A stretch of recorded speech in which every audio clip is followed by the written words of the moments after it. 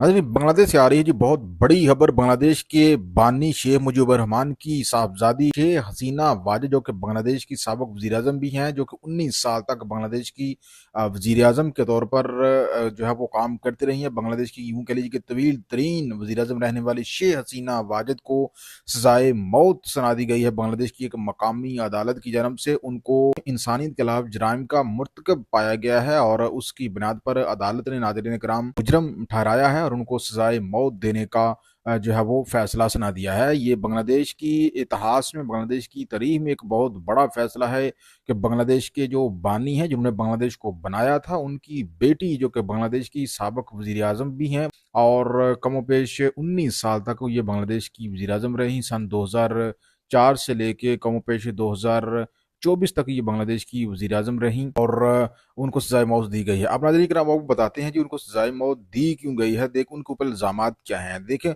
आपको ये तो मालूम है कि बांग्लादेश में गुज़िश्ता साल अगस्त 2024 में जो तलबा की जानब से एक तहरीक चलाई गई थी और एक इनकलाब आया था बांग्लादेश में। उन्होंने बांग्लादेश के इक़्तिदार के ऐवानों के ऊपर कब्ज़ा कर लिया था और शेख हसीना वाजिद जो उनको बांग्लादेश छोड़कर भारत भागना पड़ा था, तो उसी बुनियाद के ऊपर नाज़रीन इकराम इनके ऊपर केसेस चल रहे थे। असल में मामला ये हुआ था कि इनके ऊपर कमोपेश 1500 के करीब बांग्लादेशी जो स्टूडेंट हैं, जो वहाँ पे मुज़ाहरे कर रहे थे इनके खिलाफ। इसी रिवॉल्ट के दौरान जब ये बांग्लादेश में एक इनकलाबी तहरीक चल रही थी गुज़िश्ता साल, तो उस तहरीक को दबाने के लिए शेख हसीना वाजिद के हुक्म पर जो है 1500 के करीब प्रोटेस्टर्स थे, जो तलबा थे, उनको हलाक किया गया। वही इनके ऊपर इल्ज़ाम था और वो इल्ज़ाम जो है अदालत में साबित हो गया है, तो उसकी बुनियाद पर इनको सज़ा सुनाई गई है। अब आपके ज़हन में क्वेश्चन आ रहे हैं जी, आखिर ये एहतजाज हुआ क्यों और ये इनके साथ क्यों ऐसा हो रहा है?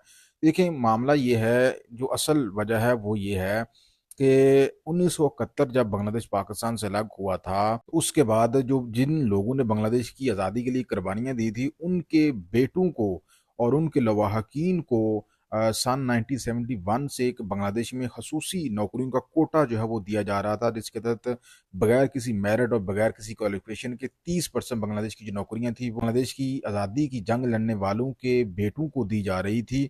तो इसी चीज़ को लेके जो बांग्लादेश के जो तलबा हैं, जो दीगर लोग हैं, वो बहुत ज़्यादा फ्रस्ट्रेट थे और उन्होंने उनकी हुकूमत से डिमांड थी कि भाई इनको ख़त्म किया जाए कोटे को और तमाम बांग्लादेशी जो है वो इक्वल हैं, सबको एक जैसी नौकरियों का जो है वो मौका फ़राहम किया जाए। इसी डिमांड को लेकर बांग्लादेश में काफ़ी एहतजाज होते रहे, लेकिन गुज़िश्ता साल इन एहतजाजों में उस वक़्त शिद्दत आ गई जब बांग्लादेश की दारकूमत ढाका की जो यूनिवर्सिटी है, ढाका यूनिवर्सिटी, वहाँ पे जमात इस्लामी के ज़ेर एहतमाम एक एहतजाज की बुनियाद रखी गई और ये एहतजाज आहिस्ता-आहिस्ता बढ़ता-बढ़ता पूरे बांग्लादेश तक जो है वो फैल गया और यही वो एहतजाज था जिसको दबाने के लिए शेख हसीना वाजिद ने अपनी सिक्योरिटी फोर्सेस को इसको कुचल देने का हुक्म दिया और कहा कि आपको फ्री हैंड है, आप इनको कुचल दें इस एहतजाज को। तो उसी बुनियाद पर जो सिक्योरिटी फोर्सेस है, उन्होंने बड़े पैमाने पर वहाँ पर कत्लेआम किया और कमोपेश 1500 के करीब जो मुजाहरीन हैं, जो तलबा हैं, उनको हलाक किया गया। तो यही मुकदमा शेख हसीना वाजिद के ऊपर चलाया जा रहा था बांग्लादेश में। इसी बुनियाद के ऊपर ये मुकदमा जो है अदालत में सच साबित हुआ है और उनको गिल्टी पाया गया है।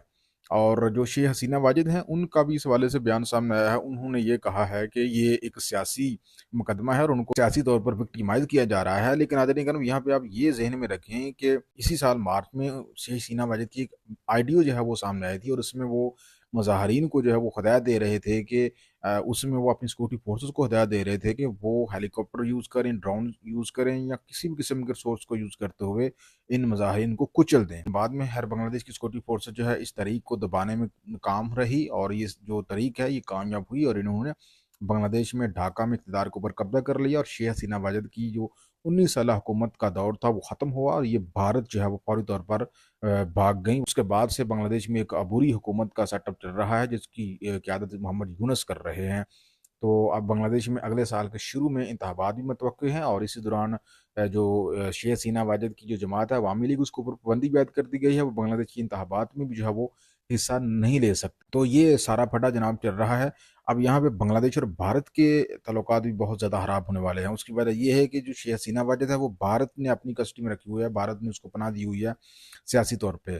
क्योंकि भारत के लिए शेख हसीना वाजिद की बहुत ज़्यादा कुर्बानियाँ थी, इसके ख़ानदान की बहुत ज़्यादा कुर्बानियाँ थी। भारत की शह पर इसके जो वालिद थे उसने पाकिस्तान का बँटवारा करवाया, भारत की शह पर ही ये जो शेख हसीना वाजिद इसने पूरे बांग्लादेश को भारत की कॉलोनी बना रखा था। इसी वजह से भारत शेख हसीना वाजिद ख़ानदान के ऊपर ख़ास मेहरबान रहा। तो शेख हसीना वाजिद की हवालगी का मुतालबा करेगा बांग्लादेश, भारत इनकार करे, जिससे भारत और बांग्लादेश के जो ताल्लुकात हैं वो भी ख़राब होते दिखाई दे रहे हैं। नाज़रीन किराम, आप इस सारी सूरत हाल को किस नज़र से देखते हैं, लाजमी कमेंट सेक्शन में अपनी राय का इज़हार करें।